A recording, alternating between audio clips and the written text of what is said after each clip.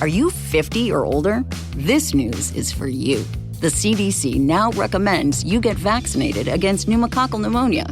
Even if you're healthy, your age puts you at risk. People 50 or older are over 6 times more likely to be hospitalized with pneumococcal pneumonia compared to adults 18 to 49. Just one shot can help protect you. Learn more and schedule at vaxassist.com. That's VAXassist.com. Sponsored by Pfizer. You're listening to the winning literary show, Off the Shelf Books Talk Radio, live with host Denise Turney, author of the books Long Walk Up, Portia, Love Pour Over Me, Spiral, Love Has Many Faces, and Rosetta's Great Hope. Turn up your dial and get ready for a blast of feature author interviews, 411 on book festivals, writing conferences, and so much more. Ready? Let's go.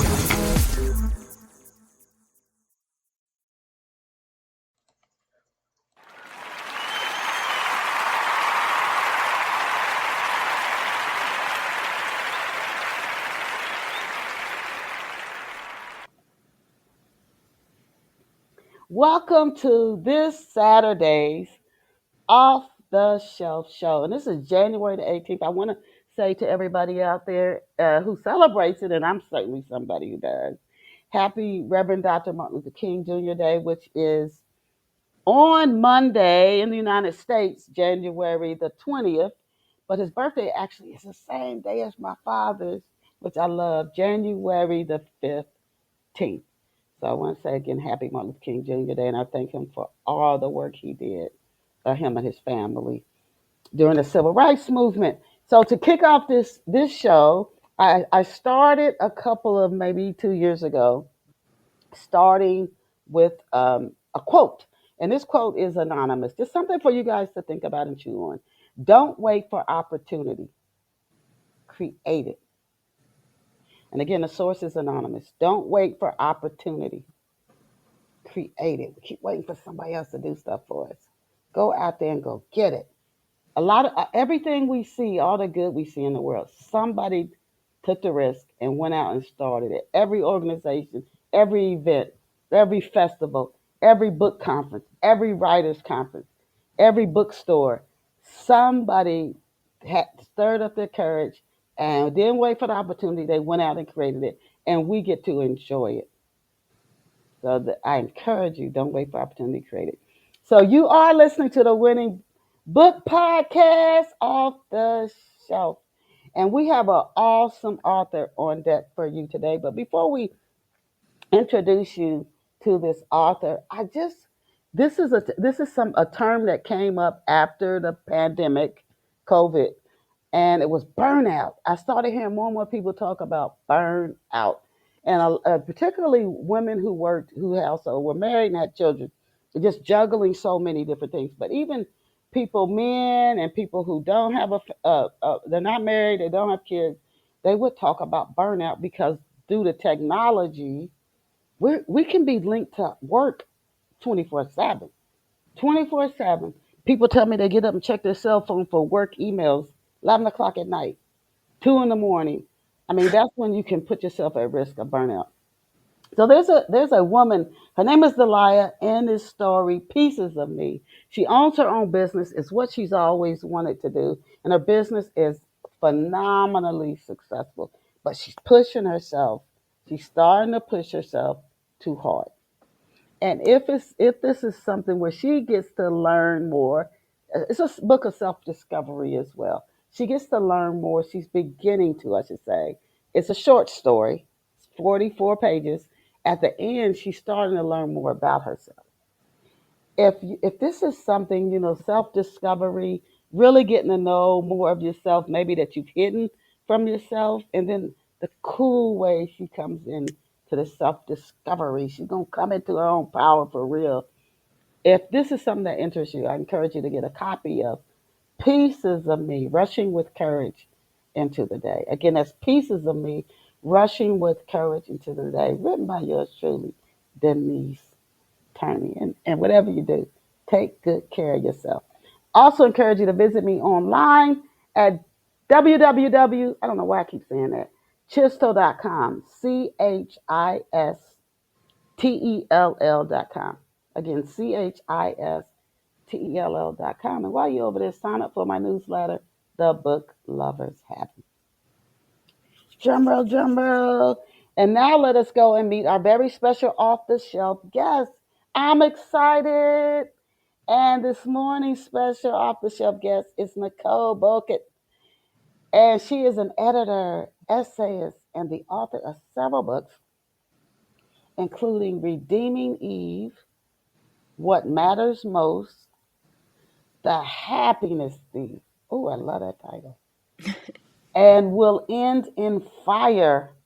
Her book, Redeeming Eve, was nominated for both the Hemingway Foundation slash Penn Award. Congratulations. And the Janet, I don't know if I'm going to say this right, Janet Hedinger Kafka Prize for Fiction. Impressive. Her third novel, The Happiness Thief, was a 2021 Forward Indie Awards finalist. And Nicole has a master's in creative writing and a PhD, go ahead, Nicole, in literature, both from New York University. She is a wife, mother, and a dog lover. Please check Nicole Bokat. And her last name is spelled Bokat. Check her and her books out at NicoleBokat.com. I'm going to spell it NicoleBokat.com. NicoleBokat.com. You could go over there, save her site as a favorite. You can even check out her site while you listen to today's show and share it with book lovers everywhere. So we are absolutely honored to have Nicole Bokat join us on Off the Shelf this morning. Welcome, welcome, welcome to Off the Shelf, Nicole. Thank you. Thank you so much for having me. Oh, it's a pleasure. It's a pleasure. The first few questions I ask every guest on the show to give our listeners some backstory on our guests before I start launching into questions about them and their books. So to kick off today's show, Nicole, please tell off the shelf listeners where you grew up and what life was like for you growing up. Um, I grew up on Long Island in New York. Um, I always wanted to live in New York City. So I did for, college and graduate school. And then when I had my first son, we moved to New Jersey because it was too hard to squeeze into a apartment in New York in Manhattan. But I grew up on Long Island, but I went into the city a lot by the time I was, I guess, in high school. Took acting classes there, then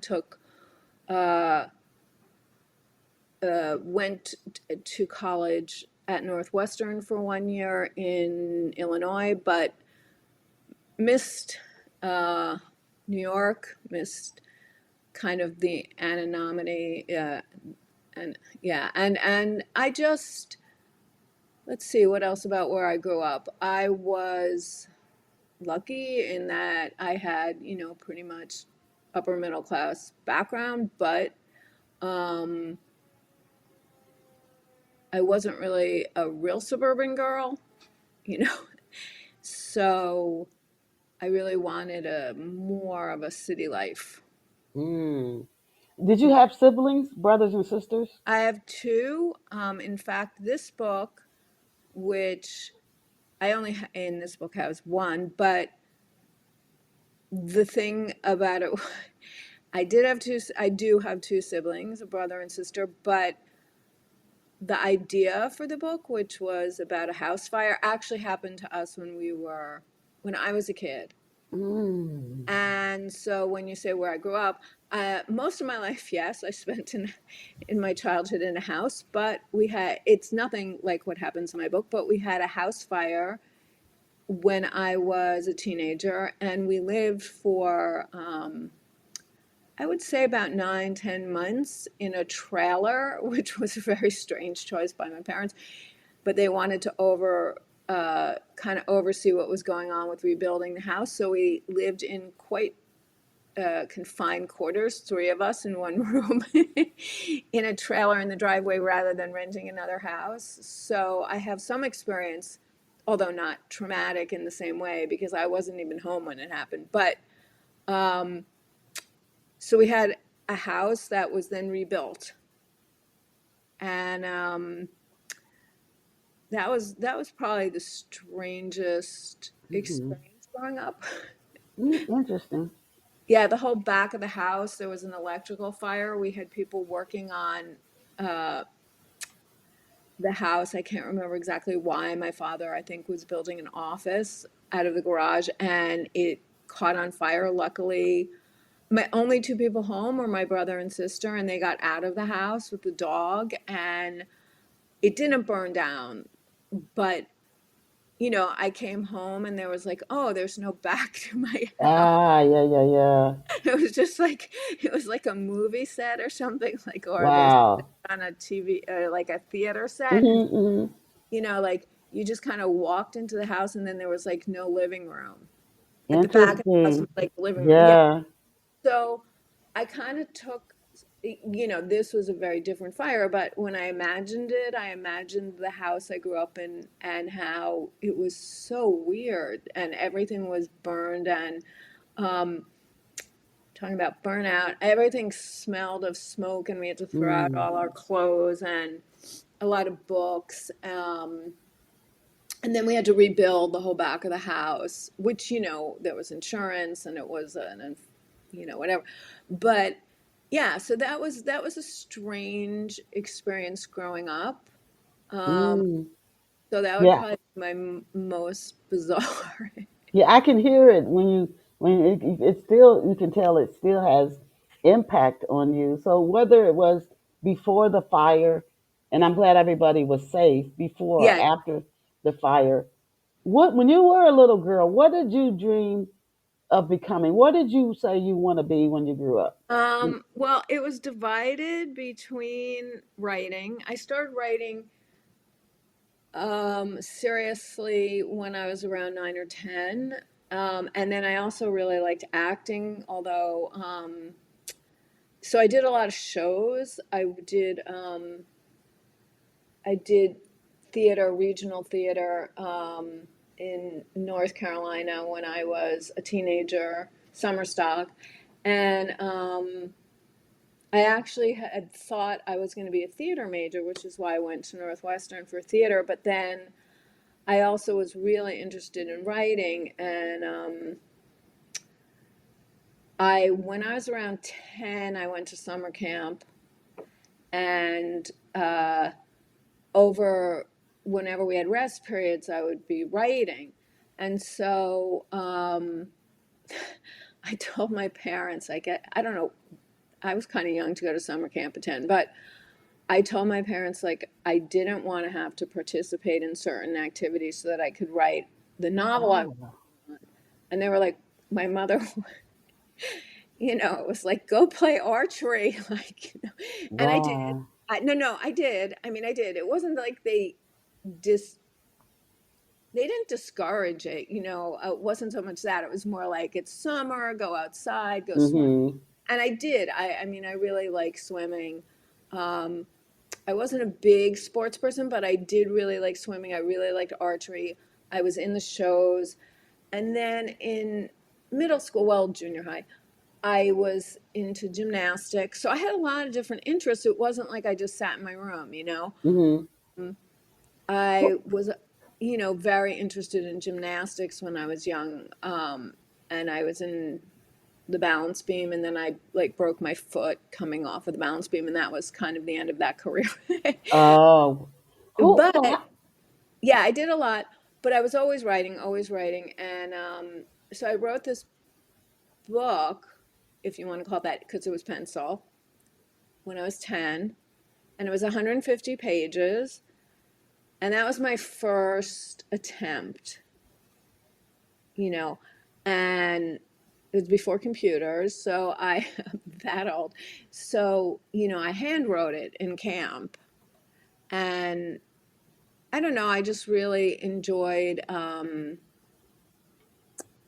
my favorite book when I was a kid was A Wrinkle in Time, and I really enjoyed reading sort of speculative, dystopian, whatever you called it back then, fiction, what? which I didn't write, but, I really was very interested in it. Yeah, it seemed like it came storytelling, writing It seemed like it just was in you. It came natural to you. And that shared, I know you've also earned a master's in creative writing and a PhD in literature. How has, and I've asked other authors who've had degrees in writing this, how has earning these degrees impacted your storytelling? Um, it's I don't think it's necessary. I mean, when I was going for my PhD, it was basically to teach, which I really liked. I liked teaching college, and I did that for over 20 years. It was a bit of a diversion from writing. Like, I wasn't really writing creatively when I was getting my PhD. I was writing, obviously, academically. And uh, it, I was reading more as a writer, maybe, than a scholar, which was part of why I preferred writing. But I was it was a really great environment to be in. I really liked academics. I really liked school. I was, you know, I could have just been in school my whole life if I could have afforded to. Like, I really like going. I really liked for a long time going to school and being in an academic environment. So that was one thing. And then the other thing is some of the people I met in my master's program, which was very, a long time ago, I'm still friendly with. Hmm. And I still sometimes even exchange work with a couple of them.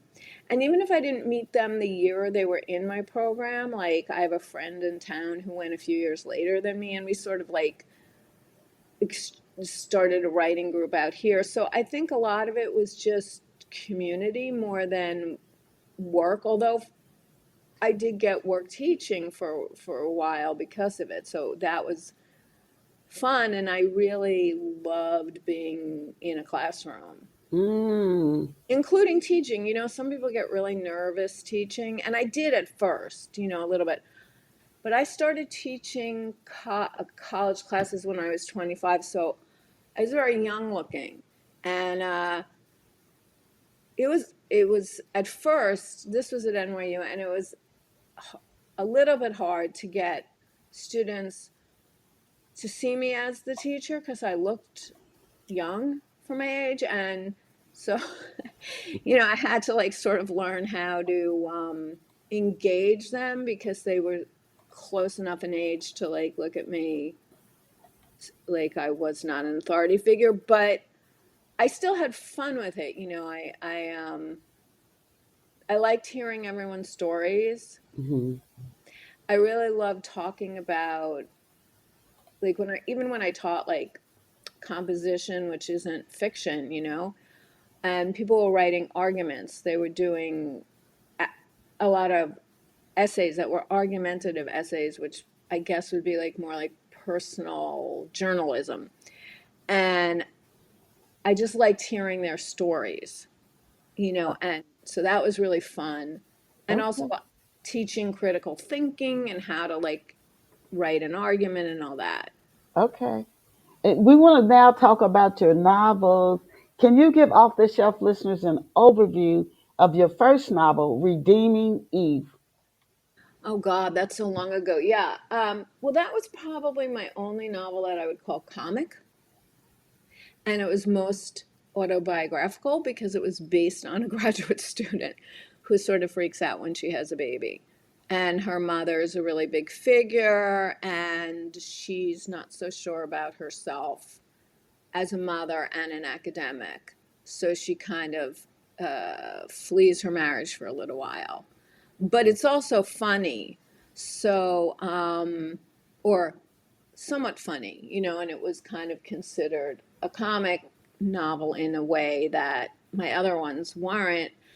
And so, yeah, so that was the first one. And I would say definitely the most autobiographically, although I did not flee from my childhood. Oh, okay. Can you No, no, describe? no, no.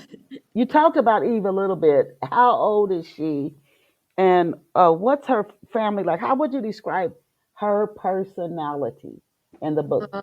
She was, I think, God, it's been a while, early 30s, and her family is Middle class, Jewish, her kind of nutty.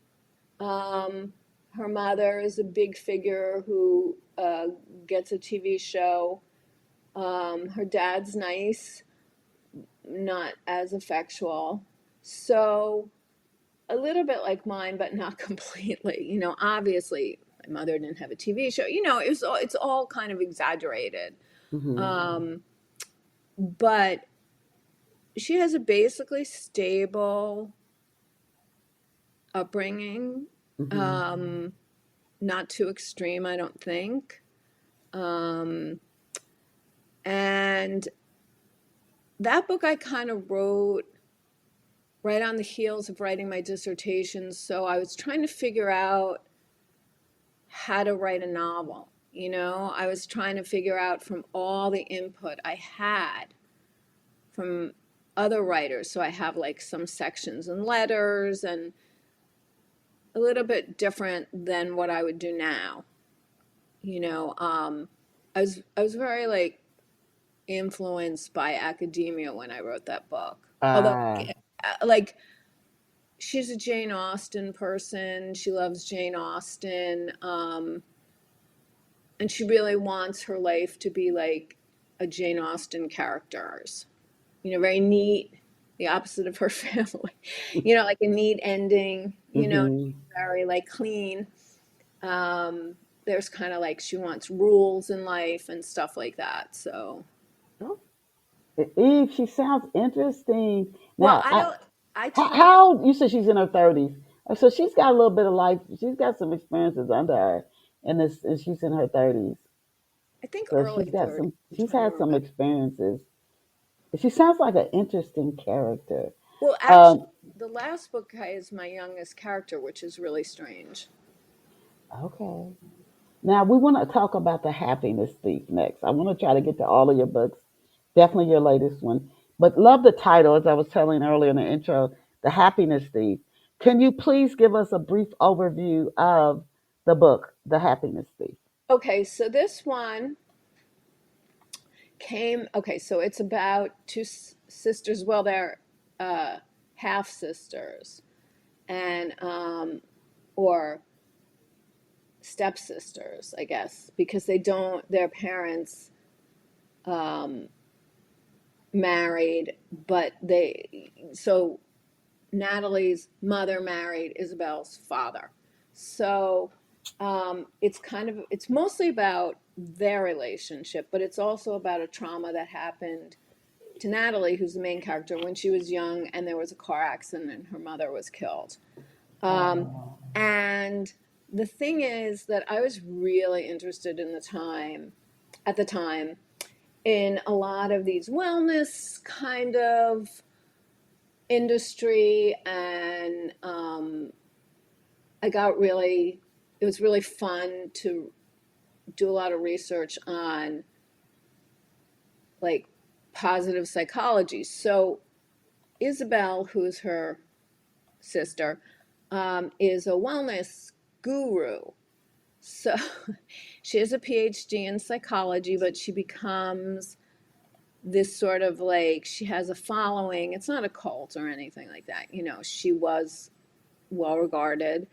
And she starts having these seminars in happiness, and um, Natalie starts taking them. And so it's sort of, but underlying all of it is a mystery of how this car accident happened that killed her mother, what happened, what was her role in it. And so it's sort of like a mixed genre where it is a mystery, but it's also about like post-traumatic stress, what you can remember, what you can't remember, what role that plays in your life, and how trying to use alternative therapies, um, people who do a lot of these alternative wellness things impact them. And it's a little bit of a takedown on some of the positive psychology movement, not entirely, mm-hmm. uh, but I just sort of had fun with the idea of having read so many books about it, I started to think this is like a really big business. Mm. You know what I mean? Mhm. Like, Mhm. and so I started to think like, wow, you can really make a lot of money at this. And so her sister makes a lot of money at it, you know. And so it's kind of like a dual, like I said, thing about trauma, but also about mystery and um, buried secrets. And she can't remember things, the main character. Ah, So, like, yeah. that was really interesting to me because I like the idea of characters who have like holes in their memory. Um, you know, it makes for good plots and Mhm. buried secrets in their family, um, things that have to be unraveled and discovered and a little twisty. It's not a typical murder mystery. You know, it's not like someone dies on the first page and then you have to find out who did it. But why did her mother die? What happened? What happened to cause this car accident? Because Natalie thinks it was her fault. She was a kid. She was a Ah. kid, but she thinks that she was the reason for it. Yeah, they say kids blame themselves. When and where is the story set, and why did you choose this particular location? Well, it was set in Boston, and at the time I was working with an agent who was like, "Okay, too many books in New York." And that's an honest reason. And she's like, "Pick another place. Pick some place like Kansas." I'm like, "Well, I've never lived in Kansas. I can't write a whole book from Kansas." I had lived for a year in the Chicago suburbs, but I had been spending some time up in Boston, and I like that location because she's Natalie's a food photographer, and her sister's like sort of an academic-y kind of person from that kind of a family. And I was like, okay, Boston has a lot of these kind of college town, you know, colleges, and um, it was easy for me living in New Jersey to go up there and to explore neighborhoods. And then the beginning takes place in the Cayman Islands because I wanted it to be. She goes to a big world happiness conference, which by the way is a real thing. And they Okay. usually, yeah, there's like the World Happiness Conference. They usually take place in Australia. Mhm. And I'm like, well, I can't go to Australia. And not only that, but they're like really expensive to attend. Like if you want to attend and take these seminars, you have to fly to Australia, and like they do now have them online. Mhm. But I was like, well, she's not going to a World Happiness convention in Australia. So I said, I'll just put on an island. And it was the one Caribbean island that I had been to. So I figured, okay, I'll put it there. This is really pretty. And they have a ton of places like conference places and, you know, places to eat and hold these kind of things, you know. And I thought it would be easy and kind of luxurious Mhm. without me having to go do research so far away, you Mhm. know. Um, but so that was why I decided to put the World Happiness Oh, Conference. World Happiness Conference. That's Yes, the first time I heard of that. I might check that out after this interview. well, Never heard of a World yeah, Happiness Conference. okay. So there are many happiness conferences, but there's like a particular one I was researching, and there are Okay. really big name people go to them. Oh, Like, okay. you know, they're sort of like authors, but then they're also like people who've done a lot of research on positive psychology and you Mhm. know it's not really like yoga necessarily, like it's like a lot of psychologists, and it's kind of really fun to follow what they do, you know. I Mhm. really get into the research of it, but there are other ones too. There are like um, there's a place in New York City that has like this open center and you can take all these classes, but you know, a lot of the seminars have to do with just studies people have done about what makes people happy. And then there's also a Gallup poll every year of like, the world's happiest countries and why are they Yes, yes, yes, yes. right, all of that. And they put that into some of it. So like, some of it really is just societal and like there's only so much you can do to change that. But, from an individual's point of view, the World Happiness Conference is like for leaders in happiness to also like talk about what makes people happy. Hmm. It's really interesting. And they Yeah, have, okay. See, yeah, we I mean, learned something new from you here on Off the Shelf. For those who didn't know there's such a conference. Now, you come up with great titles, Nicole. thank you. Tell us what's happening at the start of What Matters Most. Oh, well, um, that one was a little bit more of a, that novel wasn't my name. That was my agent at the time's name for it. And that book was also about secrets, mothers and daughters. Like I really like these kind of family things, like the death of her father and then all kinds of secrets that come out about her family and her mother and similar themes to The Happiness Thief, but um, a little bit more grounded. It's not a mystery in the same way. Her father has just died, and so that's a little, a bit of a sad opening. And right before that, we see it through two people's points of view. It's her mother's and hers, the main character, Georgie, and her mother, and their different upbringings and secrets the mother has kept from her daughter. Um, Mm. so that was probably the most commercially, what's the right word, marketed of the books. Oh, It was okay. like Penguin, and they had a more commercial view of it. So they changed my name. So that of my book. Whereas like if you publish with a smaller press, they usually won't change your name. Although this new book, I had a different name and they suggested I change it, so I came up with this name. The Okay. last one. Now, Yeah. how does Georgie Merkin's relationship with her father Adam impact her relationship with her son? Oh God, I'm trying to remember.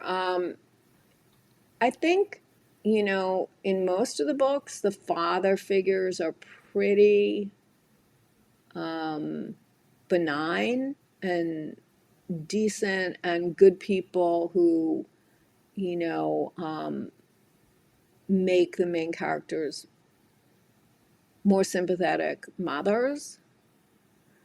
Um, so I would say, yeah, that love for your father, like, kind of informs most of my books, and this one too.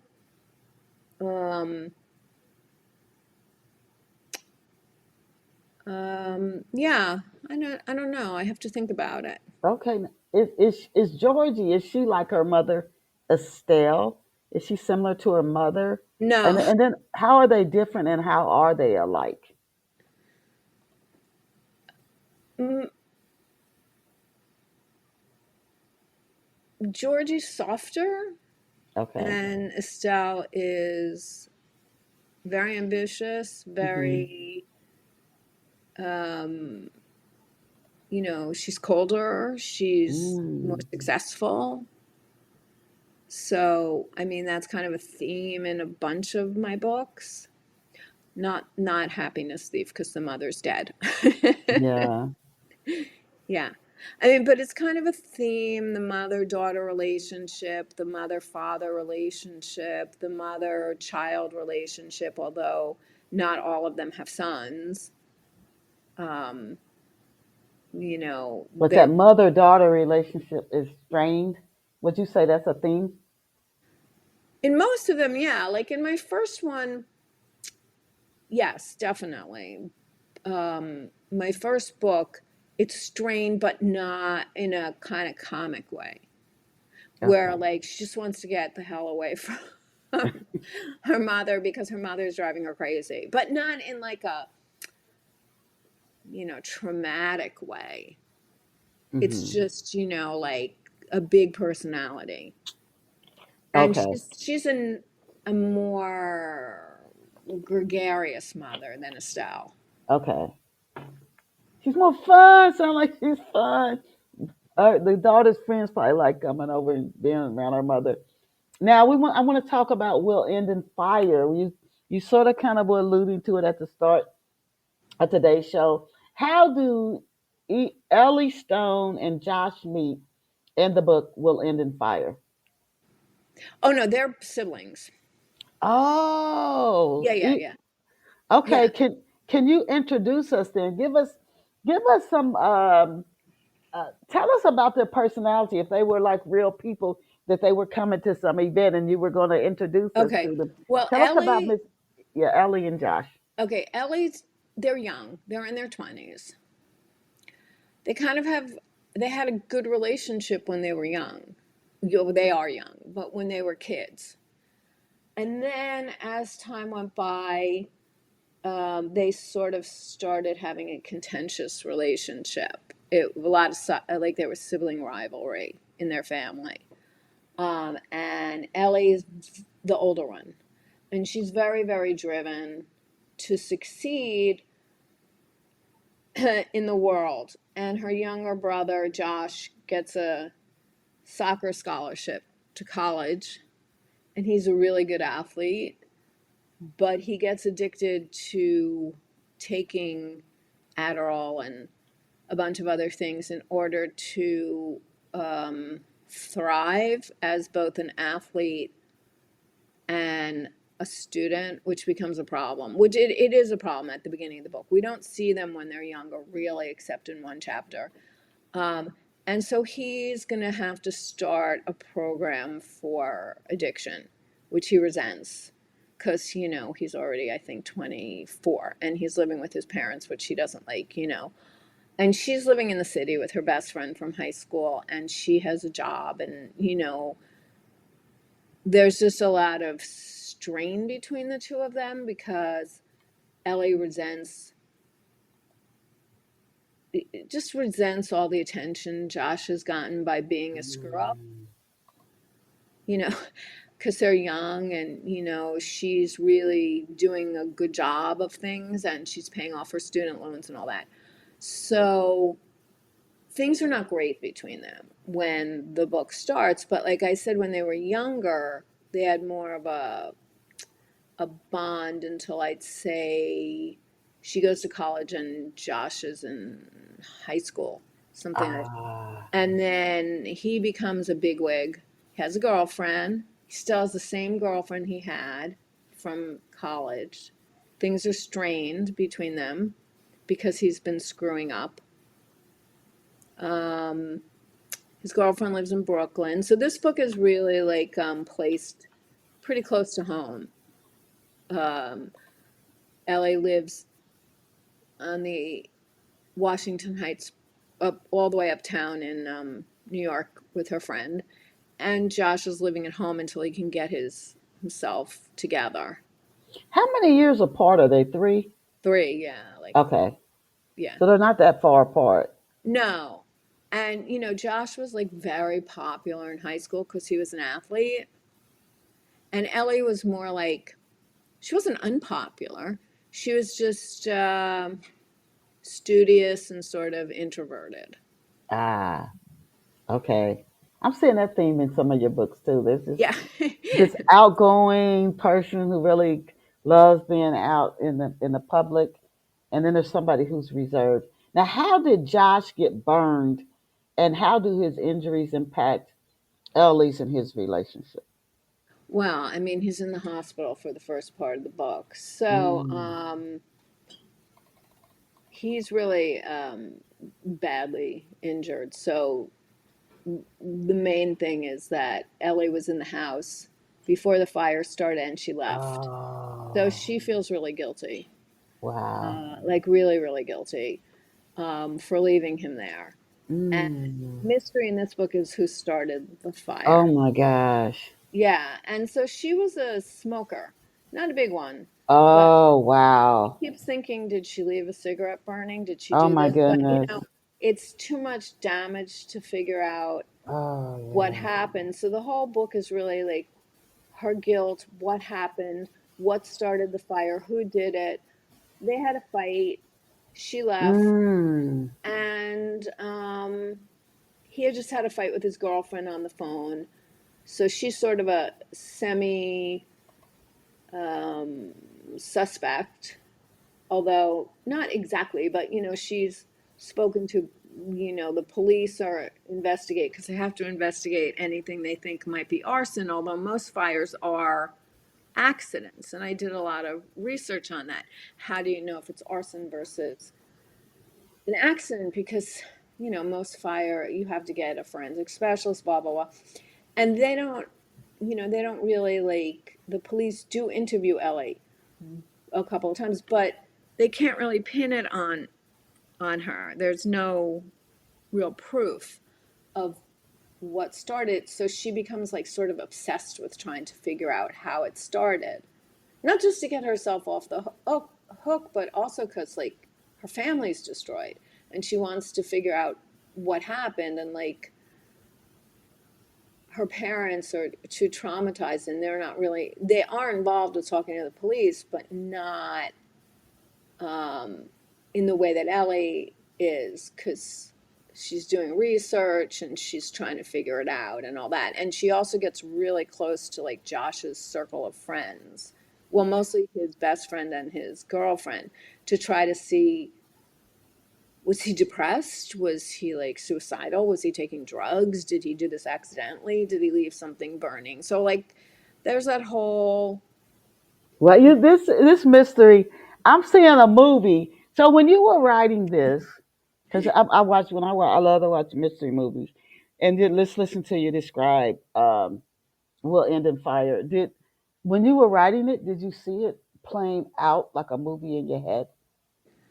Well, it's hard to say, like sometimes, but like I reorganized it many times, and when you rewrite, sometimes, even now, talking about like what matters most, whatever, I'm like, wait, what was the ending? Like, because you rewrite so many times that like sometimes I'll think, oh no, I'm not this book because I'm so close to it, but you think, well, that was originally what I was going to do, but then I changed that, and so um, I wasn't always sure how this was going to end. And I don't know if people know with movies, they probably edit those too. I've never done one. I did always know how the Happiness Thief was going to end. I always knew that last scene. That was always playing in my head, that last scene. Hmm. This one was different, and I changed the very last scene, and I was like excited to figure out what I wanted to happen at the end because I just wasn't sure how to finish. You know what I mean? I wasn't sure. I wanted to make it a little bit different. And in that respect, it's kind of like you're editing a movie in your head all the time, Hmm. And you know how like sometimes you watch these like TV series now that are like 6 to 8 episodes and there's some mystery and you're like, wait, what? You know, and they kind of like twist around and you're like, wait, I don't remember what happened last time. So you Hmm. have to go back and see. But it's not that different when you're writing. So one thing I did do differently than I did with my first two books, which I wrote when I was younger, I I would rewrite outlines over and over again. Ah. Yeah, and I like would give them to like an editor, like some freelance editor I used, or sometimes two people, and I would say, okay, you have to help me with this plot because without that, you're just kind of meandering when you're writing. You know what I mean? Hmm. Like if you're gonna write something like this, you need to like kind of nail those plot points, you know, in a way that like if you're writing maybe like a family saga or historical, I mean, most books have to have a plot. Let's face it, they have to be very plotted. But if it's a more lyrical novel, whatever, you don't have to worry so much about that. Hmm. But here I was like, okay, I really want this to, I want to figure this out, who did what when. And also, the other thing then is the other hard part is that you have to make sure that none of the characters seem unbelievable. Like Yeah. they can be sort of evil, but they can't be completely evil. Right. Yeah. I mean, Yeah. you don't want them to be like one dimensional. Yes. Yep. Yep. But people are like, nah, this don't sound like. Uh, Although I've seen movies where I think that's worked. Now, what have readers been saying? What have you been hearing from readers about Will End in Fire? I mean, mostly good, it's mostly good and positive. Um, I've gotten pretty positive reviews and from bloggers and from Kirkus and from a few, the other places I've sent it. Hmm. Um, some people really want like the only thing that I will say is like I'm really interested in character and language and development and not just like plot, plot, plot, plot, plot. Hmm. So it's not a book where like a woman or man gets thrown down the stairs. You know what I mean? Or a Right. baby gets kidnapped, and then every page you're like, wait, wait, wait. I really wanted to develop not just the plot, and I think that most people do like this. I want there to be a sense of it being um, it somewhat character driven in that Hmm. I have to know each of excuse me, each of these characters' motivations for why they do what they do. And even, you know, I have to feel some empathy even for the least appealing characters. You know how like actors say I can't play someone if I don't understand them or I Right. don't Right. Right. whatever, Right. right? So like even if they're like a horrible human being, you have to know like, well, something made them this way. Like why are they like this? They weren't just born. I mean, Hmm. there are Hmm. terrible people in the world. There really are. And but you want to like kind of understand them and make them interesting. And terrible people can be really fascinating. You know what I mean? Yeah, you can see by the movies and the popular books. Yes. Yep. Somebody that you think is hard to understand. uh, yeah, they do tend to make for fascinating characters.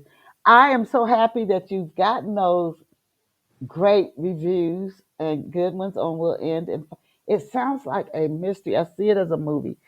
It's something that I could see on a television, That would be t- great for a, me. t- I'd be a TV movie. This is what I could see when you're describing Will End and Find. I love to hear authors talk about their books, their characters, the story development, etc. Now, speaking about writing, in addition to writing books, you offer editorial services.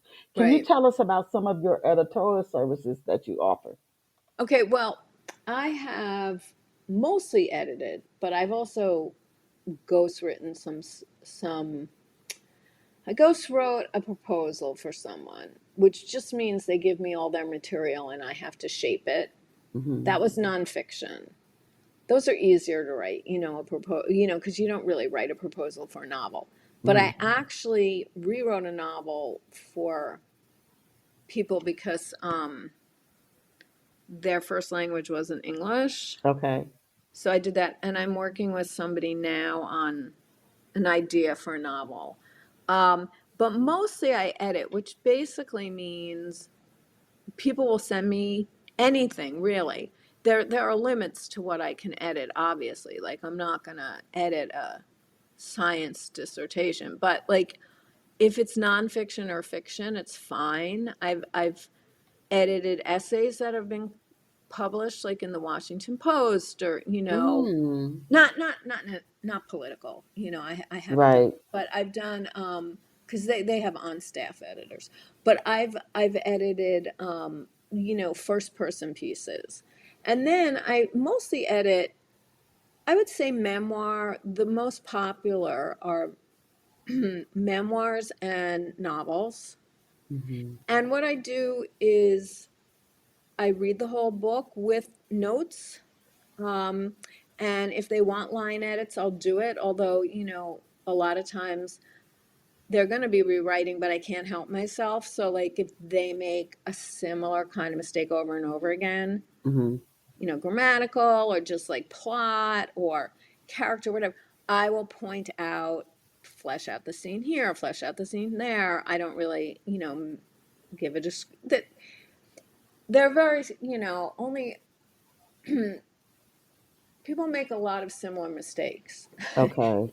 so I'm used to it. Like where they go into different points of view without really any signposts, or they don't develop scenes or whatever.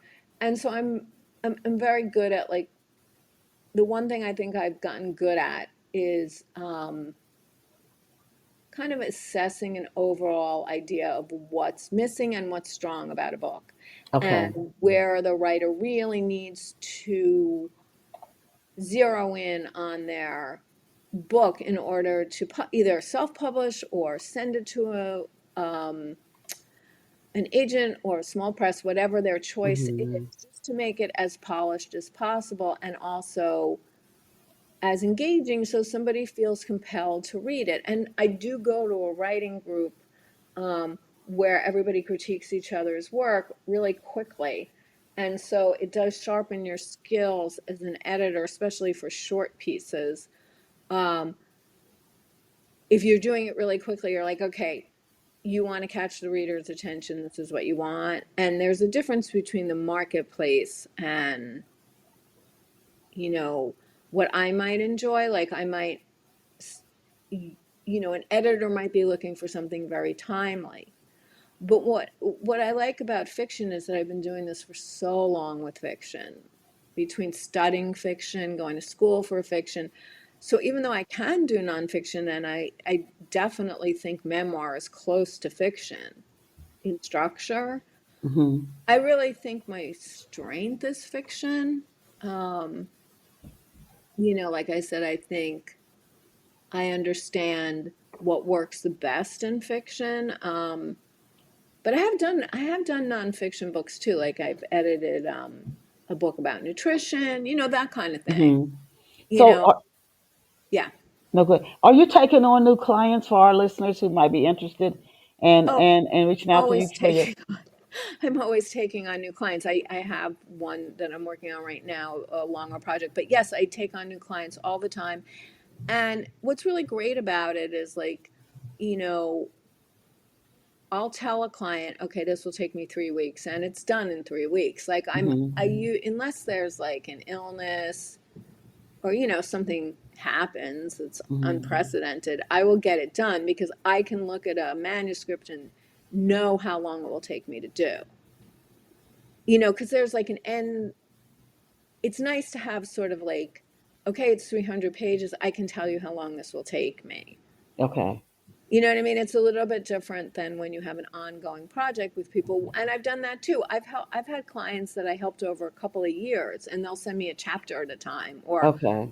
you know, and that's really great if I get along with the people, which I almost always do. Like, they continue with me because we get along, and Mhm. then like it's nice to see them finish, Mhm. and to like publish or to self-publish or to publish with a small press or whatever they do. But like I always feel really happy for them. Yes. Now It's I want to ask you. We're talking editing. You've written. You've studied the craft of storytelling, character development, etc. Can you share, because all that comes down to this, if you want to go public with your book, right? And if you're not just writing the story for yourself, can you share 3 to 4 steps that you personally take that you found to be effective at getting the word out about your books? Well, that's the hardest part of the process because publishing has changed so much and continues to evolve. So, there was a standard way of doing everything, which was you get an agent, the agent tries to sell the book's taken by a traditional press or a small press, and then you're kind of out of it. You don't do anything. Mm-hmm. I mean, you did some stuff, you know what I mean? You would do a reading at Barnes Noble or whatever. Now, of course, everything is so much online, and there are hybrids, and there are self-publishing, and there are all these small presses, and there are different ways to do things, and it's, I think, gotten harder to get an agent because, or at least not to get an agent, but to get a major publisher because they've consolidated. And I'm always honest with clients that they do really care. They've always cared about sales. The difference is Yeah. that Mhm. now they really want big sales. And so it Yes. used to be Yeah. like an editor could greenlight your book, and now, and I have friends this happened to, and now they have to get permission from sales and marketing departments and whatever. So the editor doesn't have as much power in some, in some areas. And also, if your debut or your second book doesn't sell well, then you get dropped. So, there are ways to publish, including self-publishing now, that um, you can, you have to be very entrepreneurial to self-publish. Like, Oh, yeah. Yeah. yeah. And so one of the things that I tell my clients is you have to know yourself. Like, how much do you know about marketing? How much do you know? How comfortable are you talking about yourself on Facebook, on Instagram? Now there's this Twitter ban, so not Twitter, TikTok. TikTok. So we'll TikTok. see what will happen with book talk. Um, Things really changed over COVID because everything became Zoom and online. Mhm. And, so there became a lot of, like, instead of giving readings in bookstores, which was already sort of waning a little bit, it became even more Mhm. online. So you do have to be willing to, in some cases or most cases, either become your own publicist because you're really good at it, or hire a publicist. Um, so there's different, book blogging, that's become really big. Go on a book blogging tour, like that didn't exist when I started writing. Uh, Mhm. I have friends who started publishing a long time ago, and they're very old school. And I pushed one of my friends who's a great writer and had her second book come out by a different imprint than her first. Um, And I kept telling her, I won't name names. And I kept saying, you really should hire a publicist. She says, like, that's okay. I have a publicist at the company. I was like, no, please. And so then afterwards, she was like, the publicist forgot to send my book to this, that. And thank you for telling me about these book blogging tours. And thank you for telling me about this and that. Because I think, you have to be savvy about Yes. you have to be savvy about the internet. You have to be savvy about marketing. You have to be willing to put yourself out there, even if you're uncomfortable. A lot of writers are pretty introverted. And so it's kind of a brave new world of publishing that's always changing. Mhm. You So know what I mean?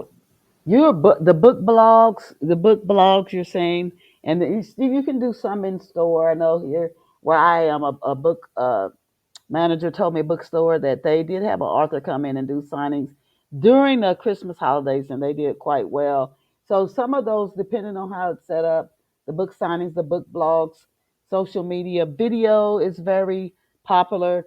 And I still think going to in-person events, if they're attracting thousands and thousands of Oh, well, readers, yeah.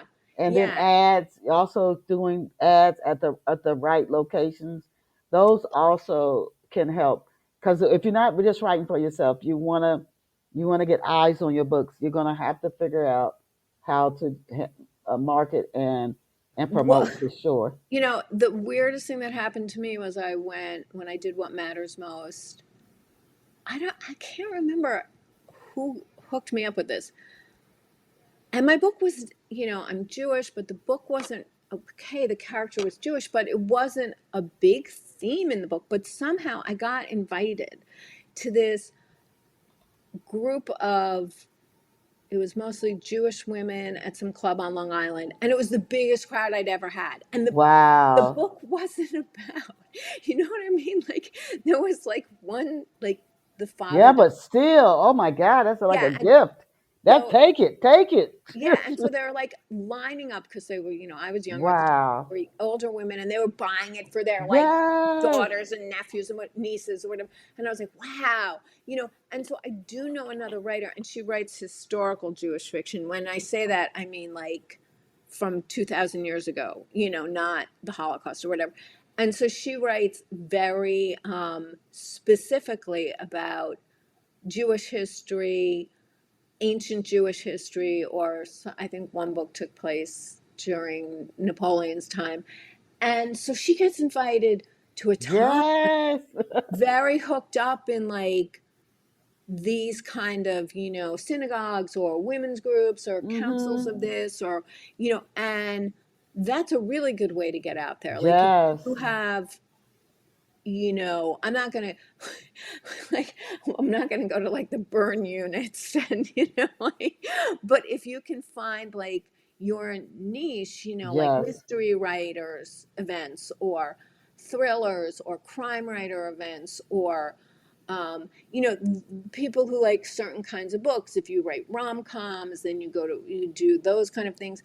There are a lot of authors who do the smallest book signings in the world, but they'll still show up in like Brooklyn or, somewhere in Maine, and they'll show up at these events, and there's maybe 10 people will buy their book. But if you have the stamina and you do it enough, Yes.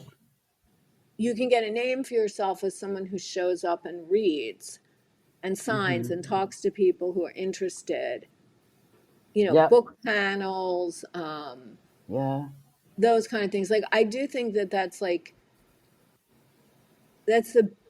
a really good way of getting your name out there, because like very few writers get a publisher who's sending them on book tours anymore. No, yeah, you got to be a big, big, big name to do that. Now, we're as we come to a close, I could keep talking to you on and on and on, Nicole. Have so much enjoyed connecting with you today. Thank you. You just offer so much from your editorial services, your in depth, and I can tell you're passionate about storytelling. Where can off the shelf listeners get a copy of your books? Well, the easiest is Amazon. Let's face it, it's the easiest. You can also go to Barnes and Noble.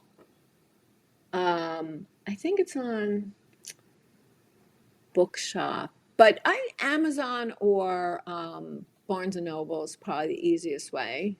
Okay. Online, you know. Are you on any social media? And if so, how can off the Oh shelf yeah, I'm listeners on connect with you on Facebook, social media? Facebook and Instagram. Yeah. And what they just look up Nicole Bokat and Yes. you would Dot come up? com. Yeah. Okay, okay. We have so enjoyed connecting with Nicole Bokat. She is an editor, and she says she's taking new clients, you all. She's an editor, essayist, and the author of several books, including Redeeming Eve, What Matters Most, The Happiness Thief, and Will End in Fire. The one I see in some movie format in hearing her describe it. She has won and been nominated for book awards, including Hemingway Foundation Pen Award, and just congratulations to her. Encourage you to check her out online, Nicole Bokat, at NicoleBokat.com. Again, that's NicoleBokat.com. Thank you, thank you, thank you Thank to you our so much for to having me. Nicole and our off. So enjoyed you, and to our off the shelf listeners, please come back here next Saturday, 11 a.m. Eastern Standard Time. But when the show streams, you can listen to it at any day, anytime. Encourage you to share off the shelf with book lovers, your colleagues, your friends, your family, your neighbors, book lovers everywhere, where these authors are just an absolute treat.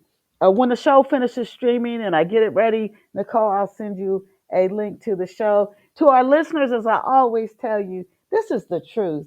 You are just absolutely amazing. You are phenomenal.